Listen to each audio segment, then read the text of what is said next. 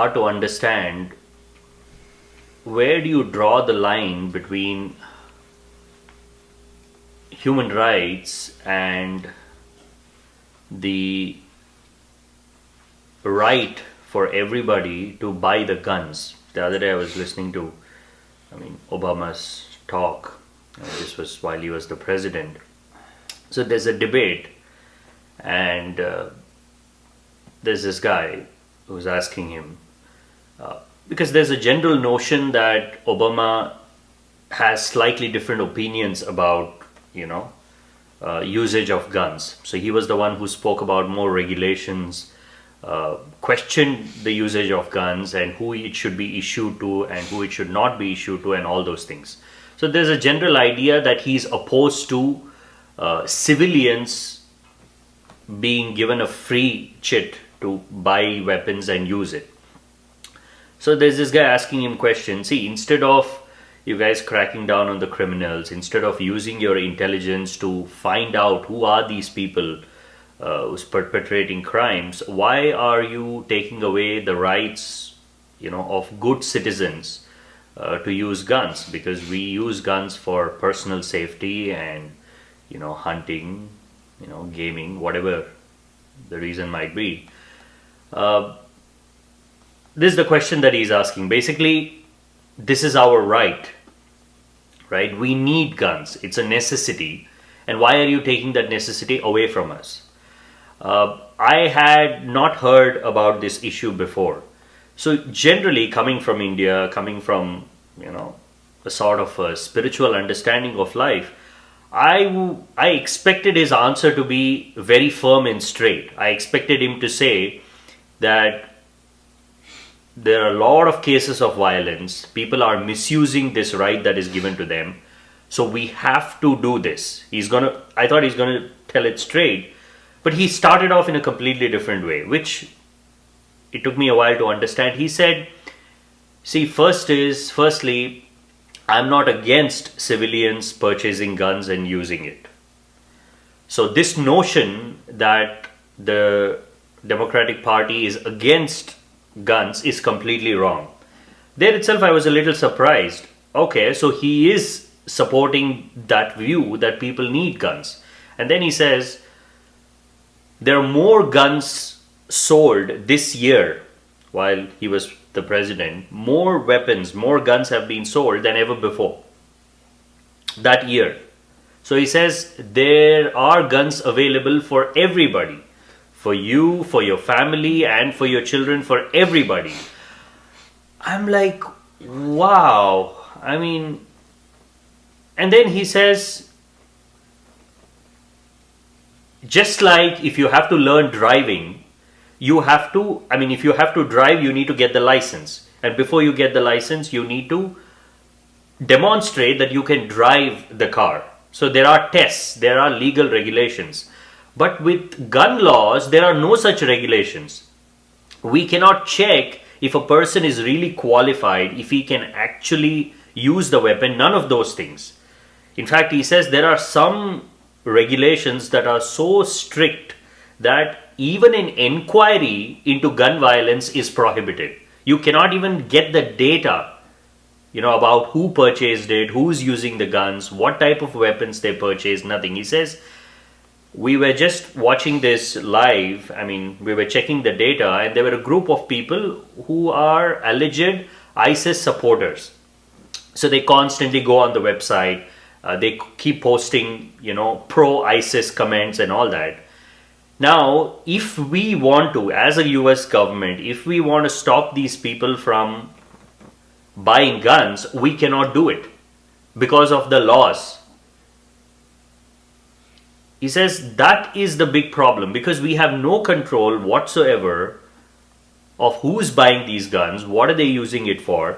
And for me, the surprising part is not even this answer. The obviousness, how we have accepted that people need guns. You guys can illuminate this. Can people not live here without guns? It's like, using rifles for hunting or gaming, that can be absolutely regulated. There are a lot of ways in which you can ensure that these weapons are only used for those purposes. Now, what about handguns? People carry handguns, and imagine if you give the power to people to take somebody's life with one trigger, pulling a trigger. How much how much you are assisting the thought process of violence. See, a lot of people get violence, a lot of people lose their sense of, mental bearing, and they snap. We all snap, right? Now, luckily, in India, when we snap, we don't have a weapon, we don't have a gun. So, even in that state where we have snapped, we need to still figure out how to kill this guy. There itself, the plan gets spoiled because you have to figure out, right? Because otherwise, you will for sure botch it up. You cannot just. Killing somebody is not easy.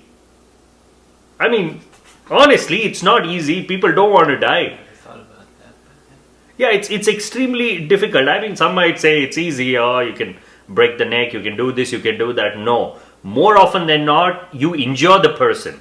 You don't kill the person. But with a gun, look at the chances of killing a person, how drastically it has increased. And when you know for sure that you can kill a person, you have a weapon, that itself becomes an additional motive. That itself becomes an additional support mechanism. Yes, now I can do it. And if that guy had to walk out into the street and try and kill that person by strangling him or doing something, it would have been extremely difficult.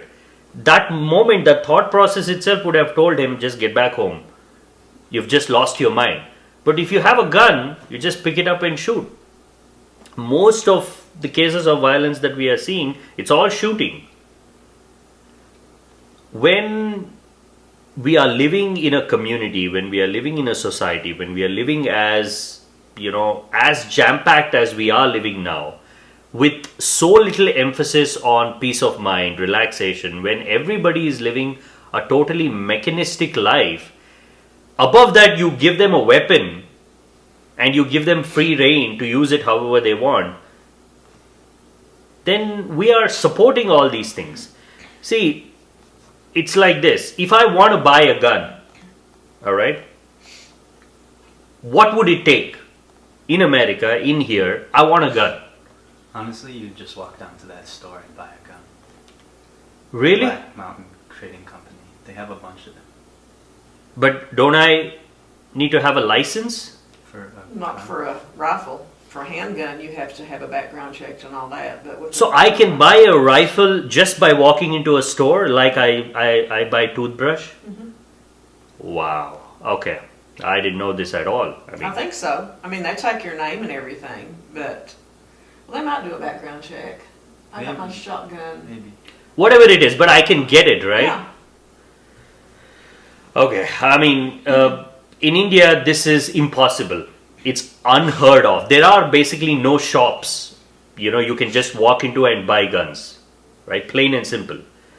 And any weapon, if a gun is found, it doesn't matter where it's found, it is looked at as a crime scene. If they find a gun, there is no civilian loss for the gun in India. If there is a gun, it is straightly connected to criminal cases, because we don't use guns for hunting. We don't go out hunting. That itself is prohibited. You cannot hunt. You cannot kill animals. Right? And what other purposes will you use the rifle for? So there's no reason at all. There's no need at all for us to use guns. So there's no question of somebody owning a gun. And if I think about it, if people are given the permission to go and buy guns, the crime rate would drastically increase. In India, it's going to just shoot up.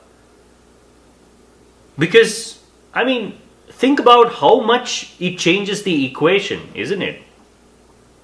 The amount of time and energy people spend in plotting and scheming. Most of our movies are about that. How do you plot and scheme and kill somebody? Really, I mean, this is a harsh reality. A lot of movies have this one setup where there's a villain, there's a hero, somebody has to kill somebody, and they have to figure out a way to do it. But any movies where lots of guns are used, where they have inspired from the Western world, the movie is not exciting for us. Very quickly they'll go shoot and finish it off. Otherwise, it's a long preparation, lot of planning, lot of thinking, you need intelligence. There itself you can, if you are a person watching that movie and you want to kill somebody, you will not even think about it. Because you know you will get caught, you will know, how difficult it is. Just give a gun and you shoot from a distance. Well, the handgun permit in the U.S. is for self-defense only. I mean, you can't just go out and shoot somebody and get away with it. You'll be charged with murder. See, that is the most dumbest, ridiculous idea I've ever heard. Giving guns for self-protection. Now, what exactly does that mean? It means everybody can have it, right? You have to Everybody pass a can test. possess it, calling it self-defense. Now, why do you need a gun for self-defense? Only if someone else has a gun and is trying to shoot you. Yeah, Or if somebody's trying to stab you, or if somebody's in your house, you can shoot them. see, this is a completely paranoid culture in that sense. It's rightfully so. Yeah, to live all the time thinking that somebody is going to come and stab me and I need to have a gun is a very paranoid, pathetic state to live in, isn't it? Yeah. Now, are you telling me that people did not live without guns for self-protection? Americans have always had guns. They brought them with them from Europe. We've always had guns. It's in our Bill of Rights. We have the right to bear arms. It's written into our Constitution. Okay. See, all right, let me not deviate from the topic. Anyways, a lot of things are, messed up, and that's how it is. And this is one other issue. I mean, anyways, if there are laws and people have gotten used to it, that is what they do. I mean, just by me telling that. But if you ask me, the whole system of how we're dealing with weapons and, how we are making it accessible to people so easily, I think it's completely wrong. Self-defense, yes. Would you say that a person who is normal walking around, who's given a gun, might somehow look at the world in more of a paranoid way just by having Absolutely, absolutely. What does that gun represent? What does it represent? It purely represents death, murder, killing, that's it. Whether you keep it with you in self-defense, it is still the same image, right? You are holding on to, forget about even just holding on to those thoughts. Even putting this idea in people's mind that they are living in such a pathetic world that they need to have a gun all the time for their self-defense, that itself is, the basic premise itself is wrong, isn't it? We are not living in such a pathetic world. Who says that there are people all the time waiting to stab you and kill you? See, yes, there are some instances we, hear about it, we watch it in the news, but this is not the norm. This happens once in a while. More often than not, media blows it out of proportion. See, we cannot become a culture that starts building its basic structure, that starts rethinking its way of living based on few incidents of violence. See, that is how we start supporting violence. That is how we start supporting that mentality of fear. I mean, this is where, our understanding of life, our experience of life, and how we want to live. See, do we want to live with fear all the time, carrying a handgun in our pocket, and all the while being afraid that somebody is going to come and stab? Or I'm going to say, fuck this. If somebody is going to come and shoot me and kill me, if they have a motive to do it, let them do it. This is my life. I'm going to live my life this way, and that's about it. Otherwise, you'll have to walk out every day with, who's going to stop you from someday concluding that, okay, everybody should walk out with bulletproof vests? Because lots of shooting happening. And where is this lots of shooting happening? It's all on television. It's not outside in your neighborhood. Somewhere some shooting will happen because it's a pretty vast world. Lots of people, lots of different mindsets. Each individual grows up with their own imaginations. And if you are able to bring all that violence that is happening in the world under one roof that you call your television or news channels, and you keep on showing this to people, then a day will come when you will not even walk out without a vest, a bulletproof vest. Now, although it is a safety measure, although it protects you, don't you think it's stupid, absolutely idiotic, to walk out every day wearing a bulletproof vest under your shirt? That is how I look at handguns. That is how I look at all the weapons that people are using. Mentality of fear and the decisions that we make based out of fear will always make us more stupid, more idiotic, will take away the basic beauty of life. If you have to be afraid to simply live, forget about you going to some unknown places where it is already known that there are cases of violence and you need to protect yourself. It's none of these things. Basic living. I think it's a totally wrong idea. We are picking up instances of violence and we are giving too much of importance to those events. You know, most of the world is still very peaceful. Yes, there is struggle for survival. People are, still living in difficult conditions, difficult situations, but people are not going out and shooting each other every day. We are 7.5 billion people. Even if 100 people out of this decide to commit a crime, our televisions will be totally occupied with these news. If just 100 people decide we want to create a mess, then they can. Are you telling me that we're going to allow these 100 people to reshape the human psychology, to reshape the way we live, to reshape the way we think? Are we going to give in to these fears and start living a fearful life? That is pathetic. That is sad. Most of humanity is still peaceful and majority of humanity will always be peaceful. Forget about a lot of people becoming violent. Even 10% of the population, if it decides to become violent, the whole human race will be gone. It does not require a lot of people. One person can kill 1,000 people.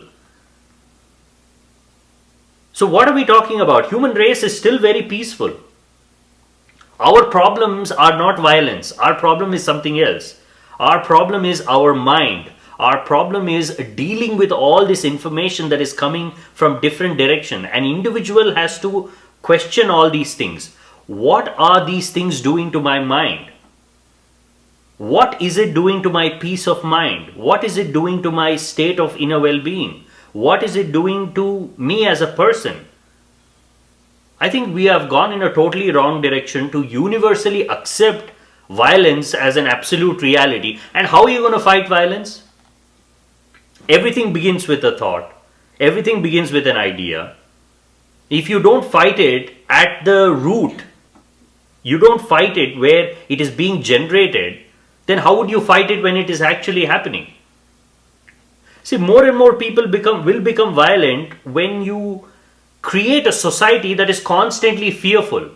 Do you know the fear of one man gives an impetus for another man to threaten him? We want to scare those who can be scared, isn't it? If somebody is not scared, if somebody is not bothered about these things, if you stop watching these nonsense, if you move on and you create a life for yourself, independent of all this nonsense, then slowly they'll have to change. The news channels have to change. They will have to start showing you nicer things, different things, because now you've rejected. See, we need to recognize that somebody is profiting from selling violence. It is somebody's business. It is somebody's way of life. It is not our way of life. I don't have to walk out with a handgun. I don't have to constantly be thinking that somebody is going to come and stab me. Well, we cannot blame individuals here because the culture has become like that. We've been constantly told again and again and again, and we have become like that.